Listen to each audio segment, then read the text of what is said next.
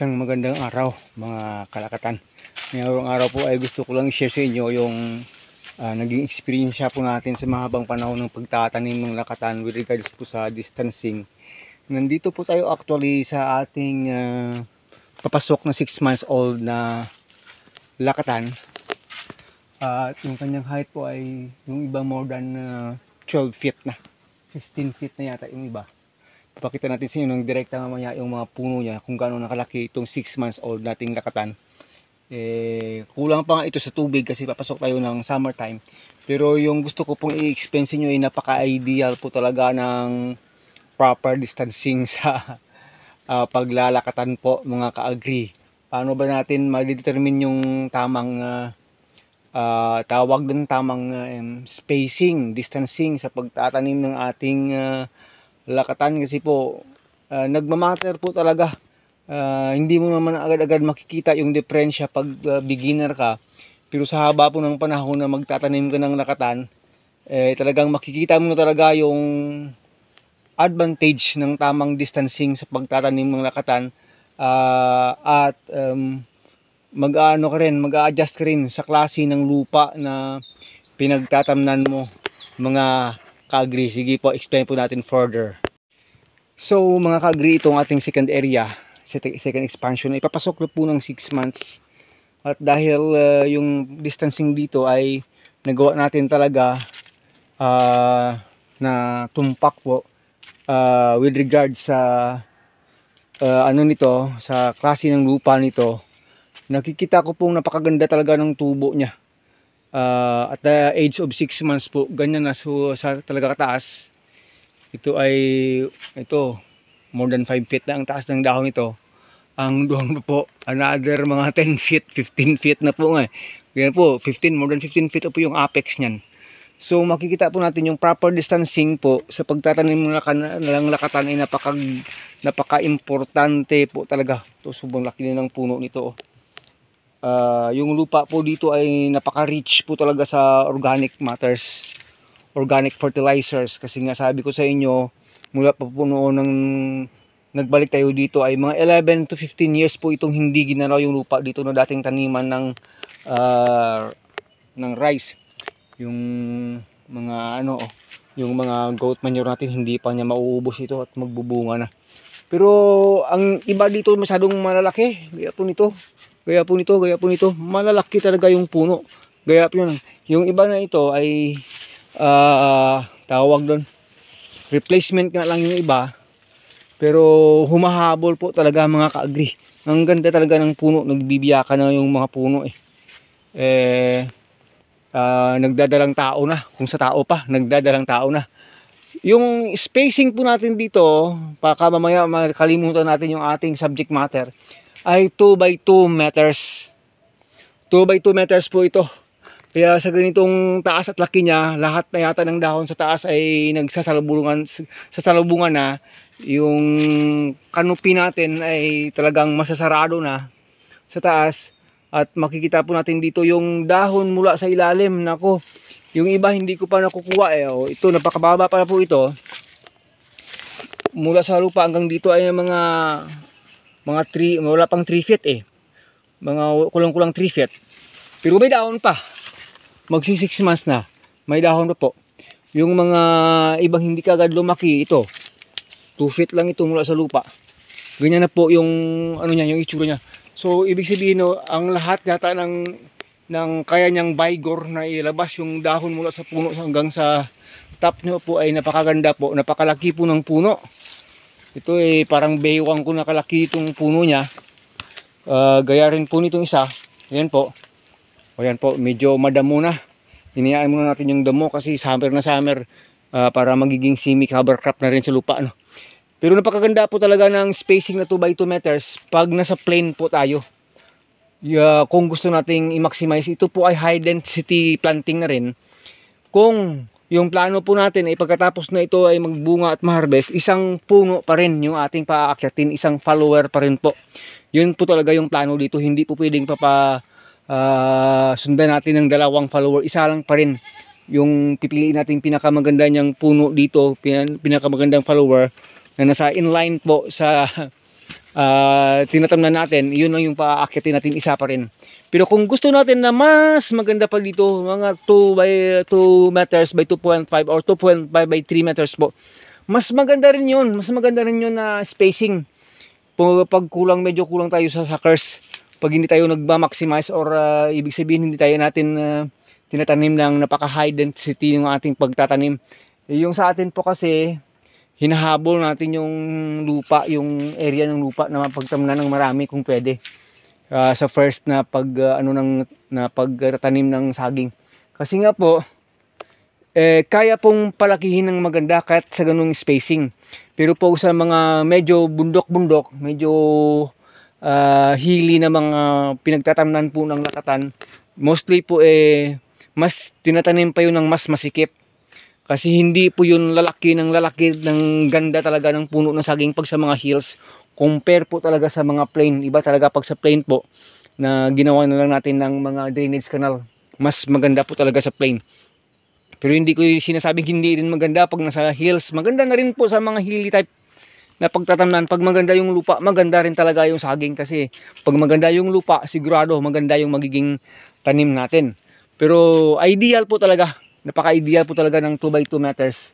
Pero kung gusto nating pag next generation ay magpapalo up po tayo ng 2 o 3 follower mga ka-agree, wag po kayong magtanim ng 2 by 2 meters. Magtanim po kayo ng 2 by 3 meters. Yun yung pinakamaganda. 2 by 3 meters na spacing para pag na-harvest yung mother plant, pwede pong pasundan ng 2 hanggang 3 follower kada puno. Yun yung nakikita natin mas maganda. At yung mother plant na magbubunga sa 2 by 3 meters na distances po, talagang malalaki yung bunga. Kahit na hindi masyado ganun kaganda yung lupa, malalaki po talaga ang bunga kasi mayroon siyang enough space na cook ng kanyang pagkain via photosynthesis. Talagang malulusog yung bunga. Mga kaagi, magaganda talaga. Base po yan sa naging experience natin mula sa pool nang nagdakatan po tayo. So again, sa nagtatanong po ng proper distancing, wala po talagang 100% na proper distancing. Meron po kasing nagtatanim 2 by 1 meter. Yun ay very high density planting na or 1 meter by 2.5 meter. May nagtatanim po ng ganun. Kaso lang nga po pag na-harvest yung first season, yung nasa gitna na, kunwari po ito, explain ko lang po sa inyo. May nagtatanim po, ito po ay distance, ito mula dito hanggang dito ay 2 meters. May nagtatanim pa po dito sa gitna niya, 1 meter by 1 meter. Pero yung distansya dito, mula dito papunta dun sa kabilang row, kabilang line ay 2.5 meters. Kaso yung ginagawa nila mga ka-agree, pag na-harvest na ito at na-harvest na ito dito sa gitna at na-harvest na ito, kinokondem dito. Pagdating ng second generation, kinokondem yung gitna. Yung pinapaakyat dyan na lang at dyan. At isang follower na lang rin pinapaakyat, isang follower na rin yung and every other spacing, kinokondem, pinapatay. Kasi hindi na maganda yung kakalabasan pag next generation na pinaakyatan pa rin ng isang puno dito. Iba na po talaga. Kasi halos mauubos na yung natural nutrients sa lupa.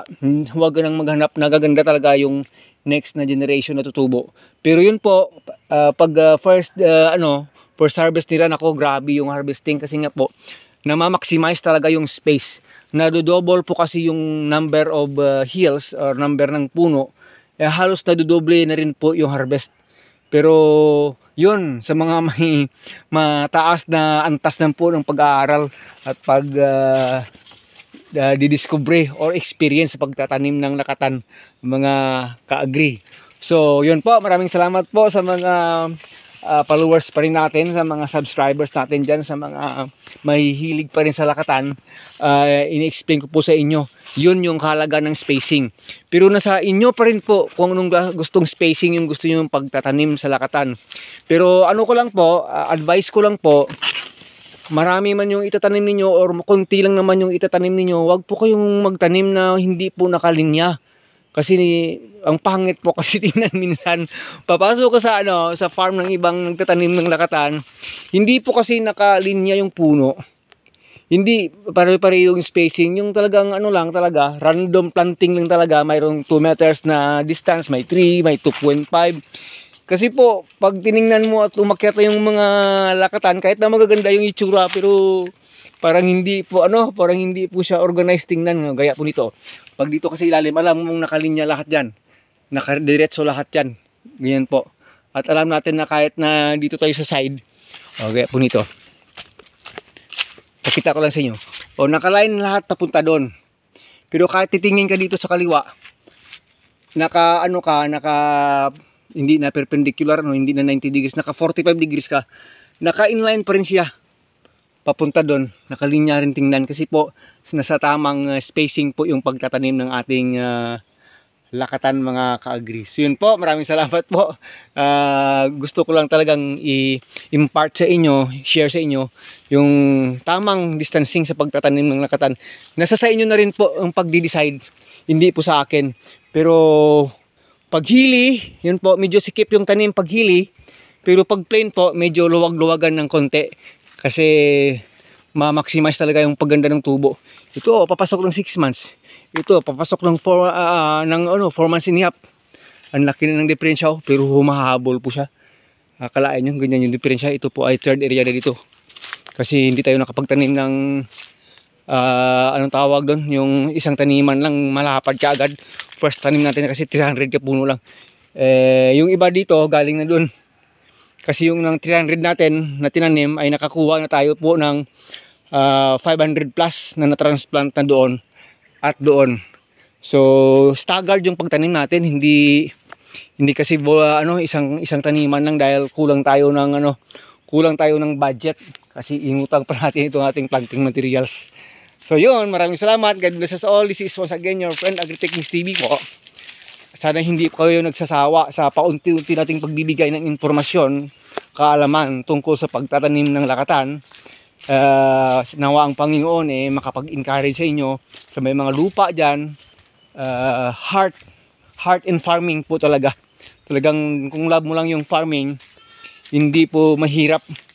Mahirap lang kasi pag hindi mo love Pero pag love po natin yung farming, ayan po, mapapaganda po talaga natin yung ating pagtatanim ng ating lakatan kahit sa anumang commodities na gusto nating itanim sa ating pamumuhay bilang isang farmer. Mag-i-end po tayo doon sa unang bunga dito. Pakita ko lang sa inyo, enjoy ko lang ngayon kasi enjoyable na. Kahit 2 weeks from now, pwede na po siyang ma-harvest. Kahit 2 weeks from now po, pwede na talaga siyang ma-harvest. Ito po yung pinakaunang nagbunga dito sa ating lakatan plantation. Yan po. Napakaganda po ng kanyang bunga. Pwede na po siya sa segunda. May 2 weeks to 3 weeks from now, nako, wala na, kuha na ito. Kahit na marami pang dahon, nako, talagang masobra sa bigat, masobra. Hindi rin maganda pag masyadong gulang. Mag-iiba na rin yung lasa pag over age. Yung mas maganda, tamang age lang po. 2 months and a half from mula ang pagkuha ng puso, dapat harvest na po talaga siya. Kanyang mga suckers ay nako, ang dami, ang ganda. Till here, God bless us all. Agritechnics TV po pa rin.